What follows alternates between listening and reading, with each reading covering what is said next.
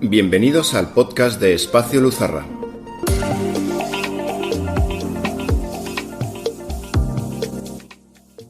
El día 18 celebramos el Día Internacional de los Museos. Y según la etimología de la palabra, museos son los templos de las musas. Y hoy estamos muy bien acompañados. Hoy nos acompaña una persona de cuya labor depende que todo el material que se guarda en el templo de las musas se conserve, por lo menos en buenas condiciones. Laura, muchas gracias por estar aquí y bienvenida. Muchas gracias a vosotros por invitarme. Bueno, primero que todo vamos a empezar sabiendo de ti. ¿Quién eres tú? ¿A qué te dedicas? ¿Qué relación tenemos con los museos? Pues yo soy restauradora de arte y llevo ya unos 8 años trabajando en esta profesión y los últimos 2 trabajando en un museo. Así que bueno, mi relación con los museos, ahora más evidentemente, pero siempre ha sido muy estrecha. Siempre han sido lugares en los que me he sentido como un refugio, como parte de algo, ¿no? Restauradora, eso supongo que conlleva una responsabilidad, creo que grande, de saber cuando tienes una pieza que tiene un recorrido histórico o que representa a un artista o una corriente, una época. Supongo que hay que saber un poquito de historia del arte para asumirlo. Sí, claro. Hay que saber un poco de todo. Es lo bonito de la restauración, la verdad, que tiene como esa parte científica, esa parte de humanidades.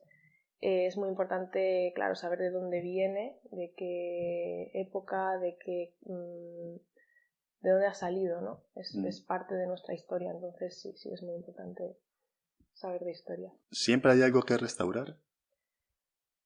Sí, la verdad es que hay muchísimas obras que necesitan restauración para no desaparecer.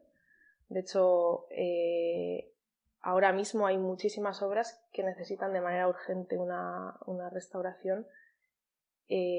Existe una lista roja del patrimonio que se puede consultar en la página web de Hispania Nostra. Y bueno, son monumentos que literalmente se están cayendo y necesitan, ¿no? esa atención que, bueno, pues son pedacitos de historia que perdemos cada día. No me digas, no Sí, sabía que existía esto. Sí. Además, son muchas piezas, sí. Básicamente monumentos en piedra que están abandonados, ¿no? En piedra o, bueno, ruinas, casi. Luego hay muchísimas obras muebles, es decir, piezas, pues cuadros, esculturas, que o bien están en museos o en manos privadas o en manos de la iglesia. Y ahí, bueno, ya es más difícil de controlar todas, porque en España hay muchísimas. Pero sí, existe esta lista y se puede consultar. Vaya. ¿Qué tipo de materiales se usan en la restauración? Bueno, que supongo que esto también tiene algo que ver con lo que se restaura. Sí, eso es. Depende mucho del material original de la obra. Es decir, no utilizamos los mismos materiales para restaurar una pintura que para restaurar un monumento de piedra o un grabado sobre papel o una escultura contemporánea. O sea, son piezas diferentes y cada pieza necesita un estudio muy personalizado para determinar qué materiales son los adecuados o qué actuación, ¿no? Qué tratamiento necesita. Pero así de manera general, igual sí que te podría decir que los materiales que utilizamos son necesarios, o sea, tienen que estar comprobadamente estables en el tiempo y compatibles con el material original para no causarle ninguna alteración. Es decir, son materiales con formulaciones específicas, que sabemos que su envejecimiento pues es muy bueno, o que son reversibles. Reversibles significa que si el criterio cambia, pues son fáciles de retirar sin causar daños a la obra. ¿Eso ha ocurrido alguna vez? Sí, claro. Es que ahora mismo me estoy acordando de la polémica esta de la mujer que restauró a su manera de ver el... ¿Cómo se llama? ¿Visigomo? ¿Cómo se llama? El Ecce Homo, sí. Bueno, es... Tristemente sí, es muy conocido eso porque fue súper mediático. Y a los restauradores siempre nos toca lidiar con las bromas porque en realidad, bueno, esa mujer no era restauradora, pero es representación de algo que ocurre muy a menudo, por desgracia, porque nuestra profesión la verdad que no está muy visibilizada y no se le da la importancia que debería tener. Entonces la gente se cree que, bueno, pues esta señora que pinta bien de mi pueblo me puede restaurar el cuadro y no, o sea, hace falta lo que te comentaba antes, ¿no? Un conocimiento muy específico de los materiales, claro, de la química, de historia, o sea, cómo se comporta una obra, no puedes pintar encima, jamás, eso es falsear una obra. Entonces, sí, obviamente, bueno, toda la vida ha ocurrido que los artistas han sido los que restauraban las obras y lo que hacían era pintar encima y bueno, los criterios han ido cambiando, ahora se respeta muchísimo más el original. Entonces, pues nos toca a los restauradores de ahora retirar repintes. Sí, y bueno, pues por eso utilizamos materiales que sepamos que se pueden quitar fácil, porque es que quizás dentro de 20 años o de 50 años lo que hemos hecho nosotros pues es mejorable. Habrá otras personas que restauren lo que habéis restaurado.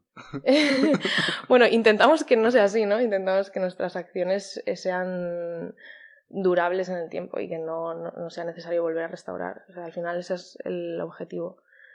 Y ahora mismo los criterios están muy actualizados, pero por si acaso los materiales sí que tienen que ser, pues eso, lo más inocuos posibles para la obra. Yo me imagino que el hecho de que se restauren no quiere decir que la obra esté mal hecha, sino que la materia en sí se desgasta. Entonces... No, claro, o sea, puede haber tenido una vida, pues imagínate, ¿no? Las obras que se han hecho hace 5 siglos han podido pasar guerras, de todo, o sea, no significa que esté mal hecha, sino que igual ha tenido pues una vida muy desgraciada, o también puede ser que una buena obra de arte se haya hecho con materiales igual no tan buenos, entonces que a la larga tengan reacciones ahí pues que se pueden tratar. Claro. Sí que es poco reconocida tu profesión. De hecho, me resulta grato tener una restauradora de arte en el podcast, porque no conocemos mucho de vuestro gremio. Es es casi desconocido. Sí. ¿Qué te iba a preguntar? Es que me estoy acordando de una anécdota que es un poco broma tonta. ¿Un taller de restauración se le puede llamar restaurante?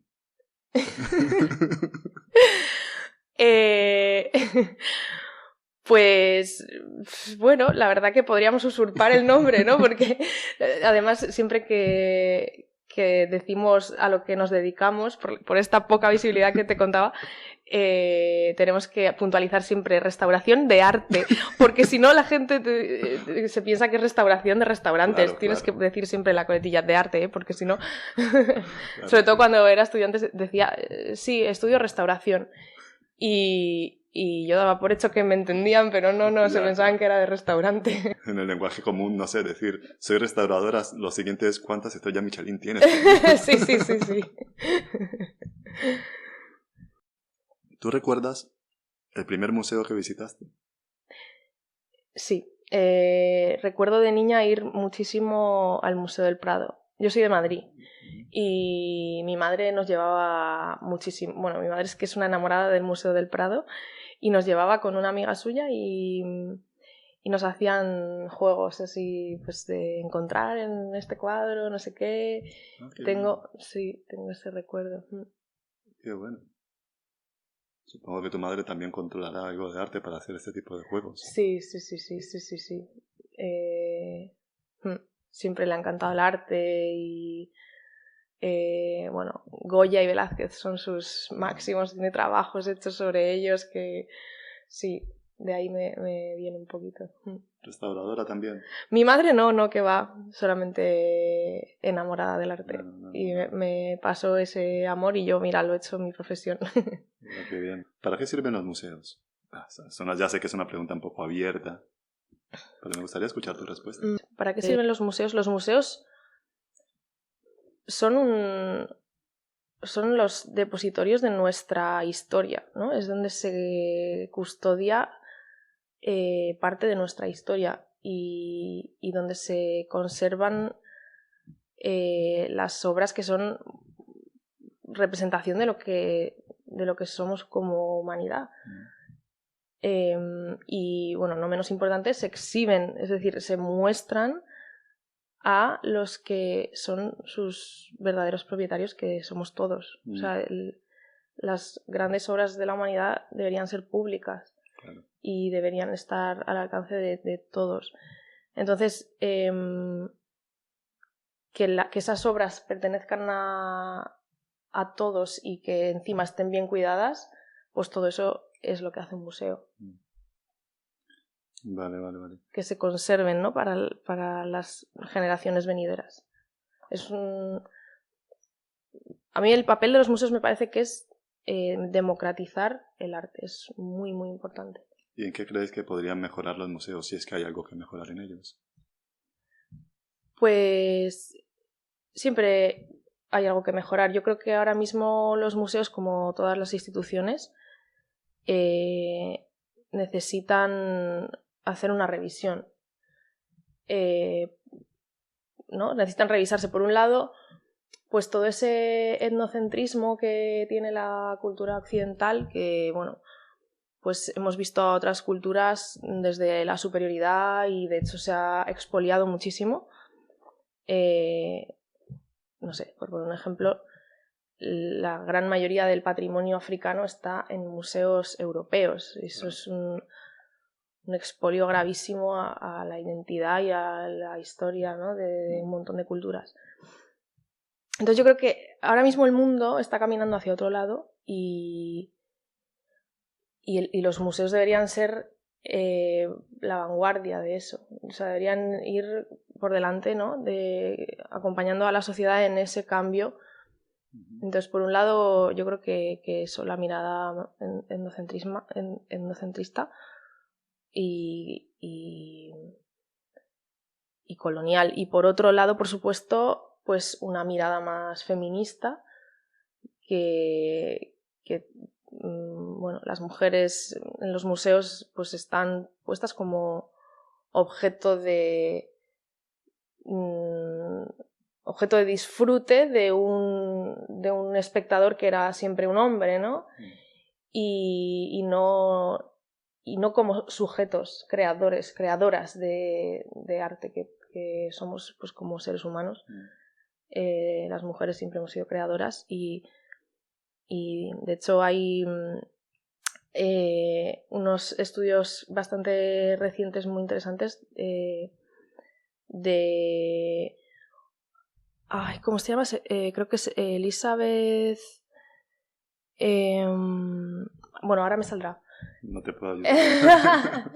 Bueno, sin más, es estudios antropológicos que sugieren que estas primeras creaciones paleolíticas que representan las llamadas Venus, pues la Venus de Willendorf y demás, en realidad son mujeres que se están representando a sí mismas mirándose desde arriba, ¿no? Mujeres pues embarazadas o que por eso tienen esos atributos tan marcados o... Bueno, sin más, que siempre hemos sido creadoras, que durante siglos se ha castrado esa creatividad porque es un gran poder y bueno, pues yo creo que ahora estamos en ese camino de volver a tener a las mujeres como artistas. Es muy importante que los museos, yo creo que ya se está haciendo, pero bueno, hay que reivindicar también que siga. O sea, que se está haciendo algo al respecto. Sí, yo veo cambios, sí, así un poco tímidos, porque bueno, las cosas van despacio, por eso digo, ¿no? La sociedad suele ir un poco por delante, pero es muy importante que se exija que los museos son representación, ¿no? Y y tienen que Claro. estar ahí. A ver, entiendo que sea algo tímido porque cambiar años de historia con una forma de ver las cosas y de hacerlas lleva también un tiempo de darle la vuelta. Por eso es tímido. Por lo menos hay algo. Sí. Va viendo cosillas y bueno, hay que ser exigente, yo creo.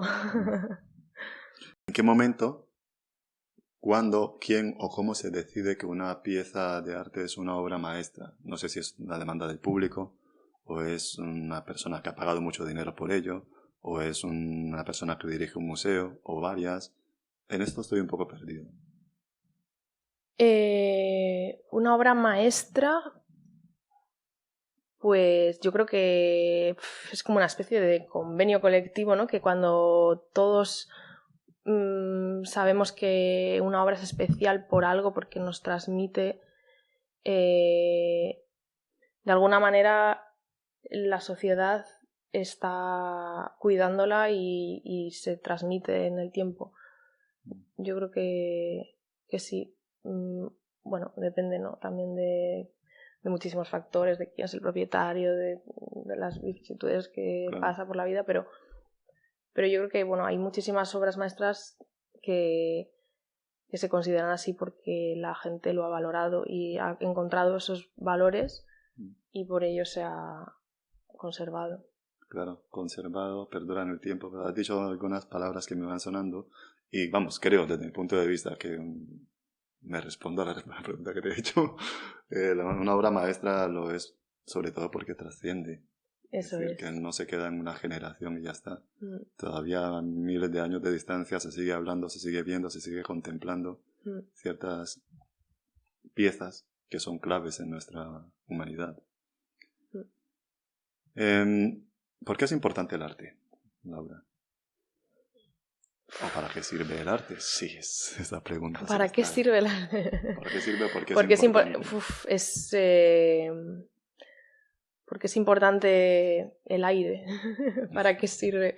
O sea, para mí es una necesidad básica, ¿no? Pero sí que es verdad que igual no ha sido visto así. Pero yo creo que el arte nos acompaña desde que somos seres humanos o incluso antes, es algo que necesitamos, ¿no? Es como una necesidad de expresarnos. O sea, yo creo que todo acto creativo es una búsqueda y es algo que nos acerca más a intentar comprendernos como en nuestra complejidad o nos acerca también a los demás, nos hace ver que esa unidad, porque bueno, igual algo que ha creado una persona hace siglos, de repente a mí me hace sentir y me hace sentir algo que yo he sentido y dices, es que no somos tan diferentes, ¿no? A través de los siglos y de las culturas, algo que ha creado alguien es igual que yo. No sé, yo creo que es un poco eso. Fíjate que al respecto yo soy de los que piensa que el artista o la artista es una persona que, sin idealizar, sin entrar en dogmatismos, de alguna manera es como un puente, una conexión entre este mundo terreno y el mundo de las ideas. Entonces, el artista es como alguien que puede ver algo, dilucidar algo y trasladarlo o traducirlo a un mundo material, bien sea pintado, esculpido, bien sea bailado, hablado, pensado y escrito. Entonces, en ese sentido, creo que la importancia está en que es algo que nos hace humano, que creo, hasta donde tengo entendido, que es una manifestación exclusiva del ser humano. Los animales no sé si hacen arte. Lo harán de otra manera, pero no con la intencionalidad que lo hacemos nosotros. Exacto, sí, yo creo que tiene muchísimo que ver con ese mundo espiritual del ser humano y cómo lo trae aquí a lo palpable, a la materia. Y para mí sí, es algo que nos hace humanos, sí, sin duda. Es posible que hayamos convertido el arte en un producto de consumo. Es decir, hay gente que se lo puede permitir y compra piezas de arte. Y eso hace que se revalorice y cueste más. pero también queremos hacer turismo, visitar sitios, visitar museos para ver las piezas y quizá lo que podría ser un interés por la cultura que visitas y conocer su historia se queda más en un producto de consumo. Voy a verlo para entender y para entretenerme y pasar el día. ¿Estoy equivocado en esto o...? La pregunta era si se lo habíamos convertido en un producto de consumo. Pues yo no lo creo. Bueno, es un poco como todo, ¿no? O sea, vivimos en el mundo que vivimos y yo creo que al final todo, por desgracia, es susceptible de entrar en ese juego, pero sí, existe un mercado del arte, ¿no? Existe un mercado millonario, elitista, en el cual la gran mayoría de la gente no puede ni pensar en entrar. Es un juego de especuladores, es demás, ¿no? Pero, bueno, el arte no es eso. O sea, yo me niego a pensar que el arte es para personas adineradas o que es elitista, porque el arte está en todas partes, nos rodea, forma parte de nosotros, y igual que habrá pues un arte de las altas esferas, hay continuamente manifestaciones artísticas en todos los niveles y bueno, pues muchas veces el mercado del arte no tiene nada que ver con el arte. O sea, que no es un hobby de personas adineradas que compran... Yo me niego a pensar eso. Sí que existe, ¿no? Ese mercado, sí. Y bueno, pero no, para mí el arte es mucho más. Fíjate que con el concepto de qué es arte y qué no lo es, que puede ser un discurso amplio, largo e interminable, porque cada persona tiene un punto de vista y cada artista incluso tiene un punto de vista. Yo en lo personal he aprendido a convivir con el arte desde mi perspectiva, es decir, reconozco que no soy un erudito en algunas cosas. Entonces, desde allí es como quien dice, ¿qué vino es bueno y qué vino no lo es? Pues el que mejor te siente o el que más te guste. Sí. Entonces, desde esa tranquilidad de decir, vale, yo soy una persona que no soy un maestro en esto, voy a contemplarlo desde mi perspectiva y me dejo estar.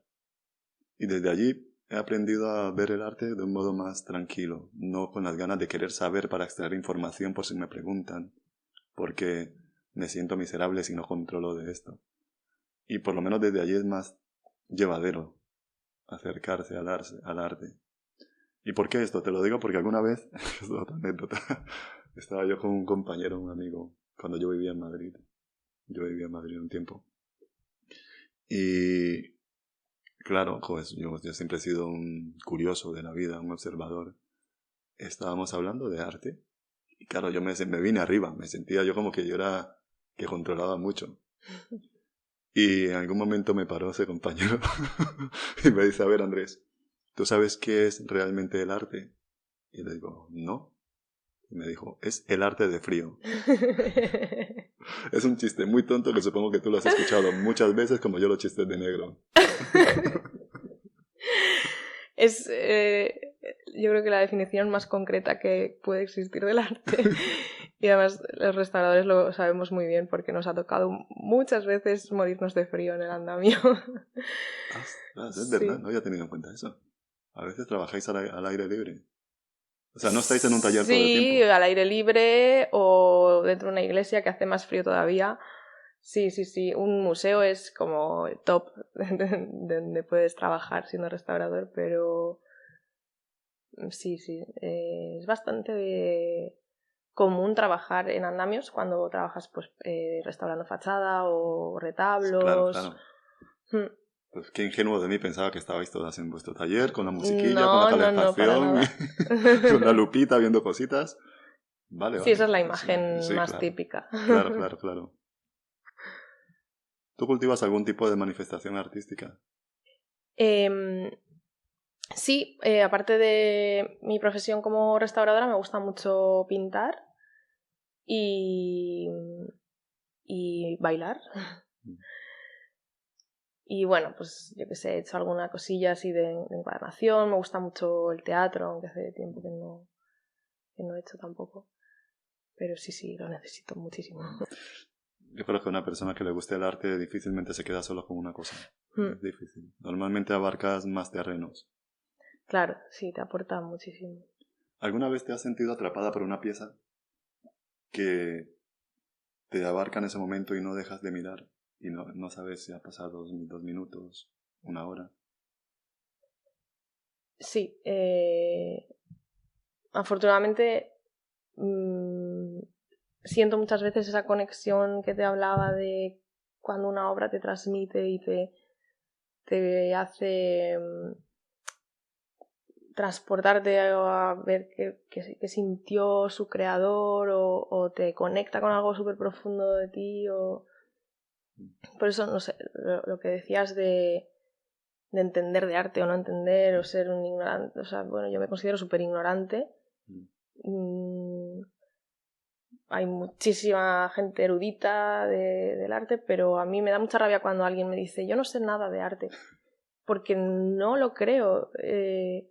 Tú sientes algo cuando ves, o sea, es que no hace falta que sea una pintura de un museo, ¿no? Hay muchísimas manifestaciones con las que te puedes identificar y yo creo que todos sabemos mucho de eso porque nos hace sentir y sí, es importante cultivar eso. Fíjate que esa conexión mística, si lo puedo llamar de esa manera, no sé, con una pieza, una creación y el espectador, que realmente es una comunicación entre el autor y el espectador, es un medio. Alguna vez yo lo he visto como algo ajeno a mí, extraño, como que yo no voy a vivir eso nunca. Pero resulta que ir al museo es como ir al teatro, como ir a ver algo artístico, requiere de una cosa fundamental y es no tener prisa. Es decir, si yo quiero ir al museo y voy con media hora, iré con media hora y saldré corriendo. Sin embargo, algo que ha ayudado mucho son las fichas. Las fichas, las inscripciones de cada pieza te explica qué cultura es, qué artista es, de dónde viene, qué expresa. Y ya teniendo esa información y no teniendo prisa por salir corriendo, te permites estar y buscar lo que la ficha te informa, ya que no lo has hecho tú en casa. Sí. Y en ese momento vas descubriendo cositas y es fascinante. La verdad que le encuentras el gusto a estar allí y no te importa el tiempo que pase. No me pasa siempre que voy a un museo, pero conozco la sensación y es muy agradable, es muy tranquila. Luego los museos tienen una energía especial. Los museos tienen una energía que es cálida, que te invitan a quedarte tranquilo. No sé si esto es porque están las musas o porque está todo bien ambientado. Y qué importante sacar tiempo hoy en día, ¿no? Que parece que vamos corriendo a todas partes. Y tener, parece un lujo eso de voy a ir sin prisa y regalarte ese tiempo de verdad ver qué te transmiten las obras, no como, bueno, tic, ¿no? Ya la he visto. Siguiente, no. Eso está ahí para que le puedas dedicar tiempo y súper importante, sí. Lo de las prisas. Y no solamente con el arte, si pudiéramos sacar un momento para... Sí, ahora con todo. Alguna cosa, el momento del día, vivirlo con tranquilidad. El sabor es completamente distinto de lo que vives. Y claro, el arte no está exento de tranquilo. La vida tiene un ritmo y como estás viviendo tú es otro. Entonces, a veces nos cuesta porque el ritmo, da igual si es un ritmo laboral, si es un ritmo escolar, el mundo parece que va cada vez más acelerado y tenemos más cosas, tenemos más información, más cosas que ver. Y eso limita bastante. Lo que dices tú, está bien regalarse, que suena bien eso de regalarse un momento. Y ese momento, haga lo que hagas, regálatelo con tranquilidad, no tengas prisa. Estate presente. Es lo que es. Yo tengo la sospecha, Laura, de que cuando vamos a visitar un sitio, cuando vamos de turismo, lo primero que se nos ocurre es ir a los sitios importantes, que es lo normal. Vamos a ver los sitios más representativos de Bilbao, por decir algo. Y en esos sitios entran sus museos. Vemos un museo, si es posible, vemos otro al día siguiente. Pero cuando no estamos de turismo, nos interesamos muy poco por los museos locales. Es decir, yo estoy en Bilbao y bueno, iré al museo cuando pueda o cuando tenga visita. Pero si yo voy a otro país o a otro sitio o a otra ciudad, lo primero que querré es ir al museo de esa ciudad. ¿Esta sospecha es cierta? Bueno, puede ser porque estás en un sitio unos días, ¿no?, determinados y quieres aprovechar para ver todo. Igual has visto más museos de un sitio que has estado de visita que del lugar donde vives, claro, porque dices, ya iré porque tengo todo el tiempo del mundo para ir, y al final pues igual no vas, no le das tanta importancia. Puede ser, sí, puede ser. Bueno, lo veo normal por un lado y por otro lado pues sí, yo creo que deberíamos dar más importancia a nuestra cultura local, porque al final, bueno, debemos construir en nuestros lugares de origen, ¿no? Claro, a mí me pasó cuando yo vivía en Madrid, que luego vine a vivir aquí al País Vasco. Yo es que realmente no tenía ni idea de los artistas vascos, porque claro, en Madrid hay poquita cosa. Pero claro, también estamos hablando que es un arte local. Y te puede sorprender, ¿eh? Es decir, cuando realmente prestas interés por conocer tu entorno, te sorprende, sobre todo porque empiezas a entender, conoces la historia del entorno y entiendes cosas, entiendes comportamientos, manifestaciones, entiendes por qué una cosa está como está y no de otra manera, aunque a ti te parezca absurdo. Y a veces nos cuesta si no profundizamos. Claro, eso requiere un mínimo interés de investigación, de documentación, y eso implica ir al museo de vez en cuando. Sí, es muy importante, sobre todo cuando vives ahí, ¿no? Y quieres sumergirte en esa cultura. Los museos son indispensables.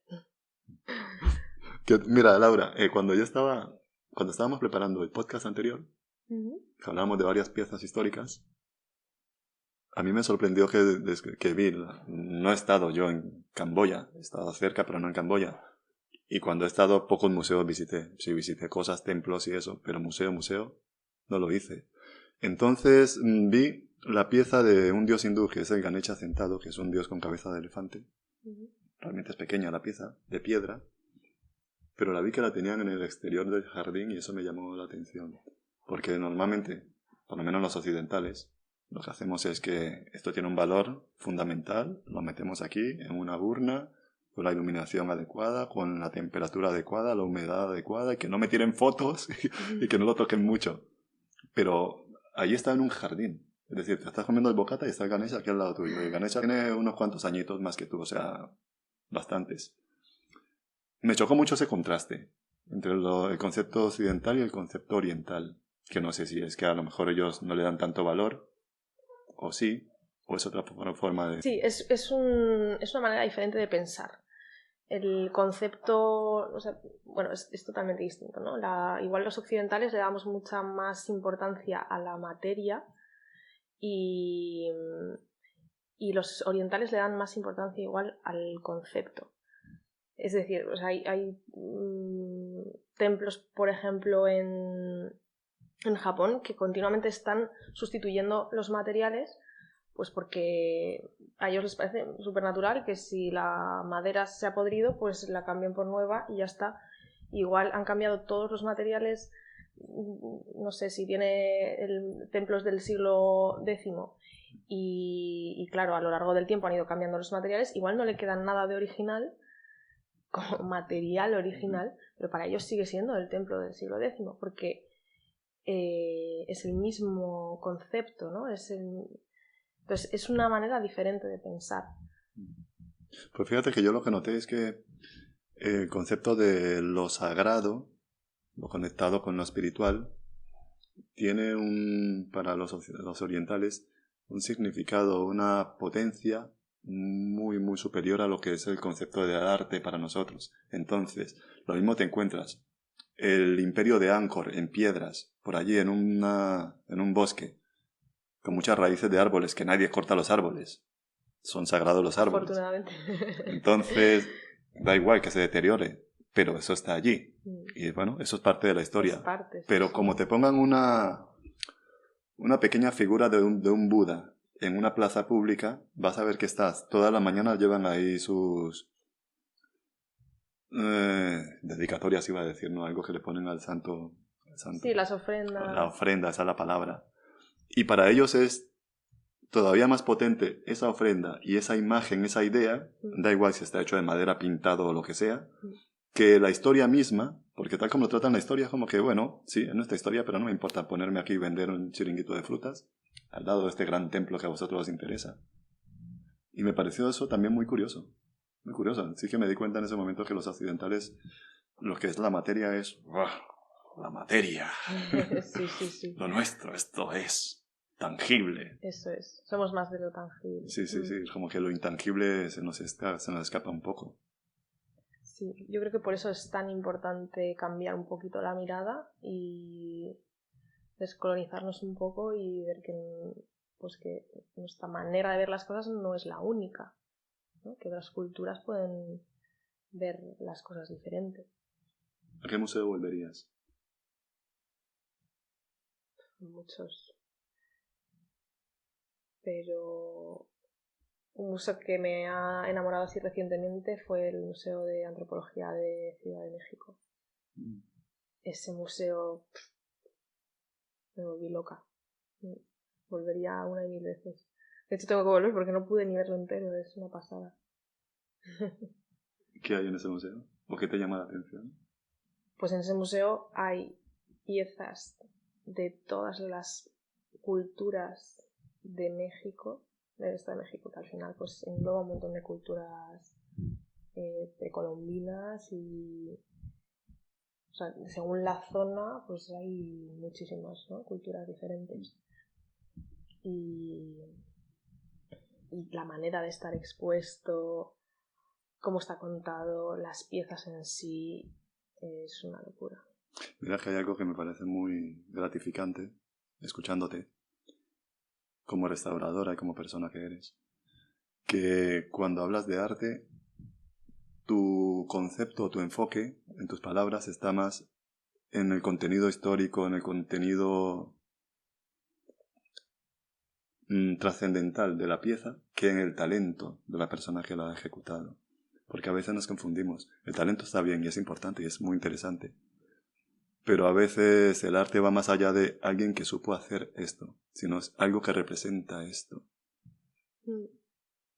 Sí, lo que representa también el cómo está hecho, ¿eh? Porque hay piezas que están...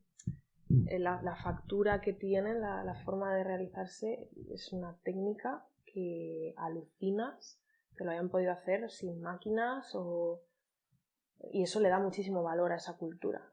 Y muchas veces dicen, los no sé qué, ¿no? Los españoles conquistaron toda esta zona porque los que habían eran unos bárbaros. No se ha vuelto a conseguir esa manera de construir nunca jamás. Esa exactitud, o sea, se han perdido un montón de técnicas y eso le da mucho valor a esa cultura también.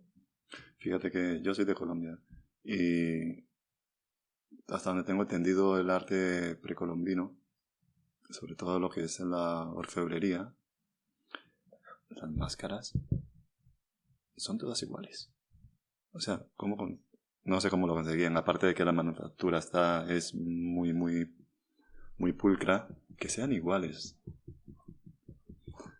Es increíble, es como vamos, lo más cercano que podemos entender todos. Las pirámides de Egipto, lo ves y tú dices, ¿cuántos años tiene esto y quién lo hizo? ¿Y con qué máquinas? Porque hoy en día tenemos grúas y cosas y esto no lo haríamos igual. Puede que sí, que ya estemos en condiciones, pero claro, es que cuando te retrotraes en el tiempo tú dices, quizás estamos minusvalorando a ciertas culturas. Quizás no sabemos mucho de ciertas cosas. Sí, y lo mismo, ni nos valoramos, como dices tú, cuando en realidad es algo que, bueno, digno de admirar y de reconocer. Los seres humanos, por lo menos los actuales, aquí en Occidente, porque no sé en otros sitios, tenemos esa tendencia a querer dejar una pequeña huella, algo que nos recuerde, que quede en la memoria de los demás, por lo que sea, por necesidad de trascendencia o no lo sé. Quizás es una necesidad actual, ¿no? Lo que hablábamos de que antes los artistas no firmaban, ahora parece que sí que es muy importante como el sentirse individuo. Hay un documental muy interesante acerca de este tema que se llama F for Fake, de Orson Welles, que trata este tema, ¿no? de las obras antiguas, las obras actuales, el tema de la autoría, incluso de las falsificaciones. Muy interesante. Orson Welles quiere decir que está hecho por él o él es la persona a la que se le investiga. No, es un documental hecho por él. Hecho por él, mira. Sí. Personaje interesante, Orson Welles. Sí. Bueno, pues queda como recomendación. Sí. Y me he acordado ahora del nombre de la investigadora que no me salía antes. Elizabeth Barber. Es una antropóloga que se investiga desde una mirada distinta a la que se ha hecho durante los últimos siglos, pues todo el arte paleolítico desde una perspectiva feminista, ¿no? Y planteándose cosas que antes pues igual no se habían ni siquiera planteado. En el arte, cuanto más antiguo, menos firmas de autor encontramos. Ahora mismo te viene un señor que sepa pintar y te pone una rayita aquí y te da un escupitajo, lo que sea, y sabiendo que es su firma, esta hoja vale un dinero. Pero es que anteriormente como si fuera antes de ayer, no habían firmas de autor. No. Y habían artistas, claro que sí. Están las manifestaciones, pero no está la firma de Fidias, por ejemplo. Bueno, justo de Fidias, pues porque era, ¿no? Pero es verdad, en la antigüedad o en la Edad Media, los artistas como que hacían por un algo superior, ¿no? No era tan egocentrista eso. Creo que surge un poco con la ilustración, el humanismo, el concepto de genio, de artista como genio, que todos los artistas pues ya quieren dejar esto lo he hecho yo. Claro. Pero antes daba igual. Lo importante es que esto ha quedado para la posteridad, para Dios, ¿no? Para quien lo hicieran. Y después ya surge esa idea de individuo, el individuo, entonces el genio, el tal. ¿Qué crees que le falta al mundo o a la humanidad para construir un mundo ideal desde tu perspectiva como creadora, como artista, como restauradora, desde tu punto de vista o como humana, o lo que se te ocurra? ¿Qué le falta? ¿Qué le falta o qué le sobra a este mundo? ¿O qué nos falta? Para construir un mundo... Un mundo ideal no hablamos del mundo de Disney, hablamos de un mundo que sea más justo, por lo menos. Bueno, es una pregunta muy difícil. Yo creo que siguiendo un poco con la línea que hablábamos, lo que nos puede faltar, una de las cosas que nos puede faltar es que la cultura sea universal, que sea de verdad accesible a todos, a todas, sin obstáculos. Y bueno, pues eso, la cultura es poder, ¿no? Entonces es una herramienta muy importante. ¿Y qué nos sobra? Pues individualismo, egoísmo y ese querer siempre lo material, que al final pues, bueno, es un espejismo vacío que las humanidades nos ayudan mucho a ver eso. Por eso es tan importante que nos demos cuenta y por eso es tan importante la cultura, para ver que en realidad el camino no es yo puedo con todo, yo solo, el individualismo, ¿no? Sino que el camino es conjunto. Pues muchas gracias. Nos ha acompañado Laura Casau. ¿Casau lo he dicho bien? ¿Casaus? Casaus. Ella es restauradora. Y muchas gracias, Laura. Muchísimas gracias. Gracias a ti. Gracias por estar aquí con amigos. Y nos vamos, no sin antes plantear una última pregunta. Si tu vida fuese un museo, ¿qué pieza de tu vida consideras que está pendiente de ser restaurada? Hasta la próxima.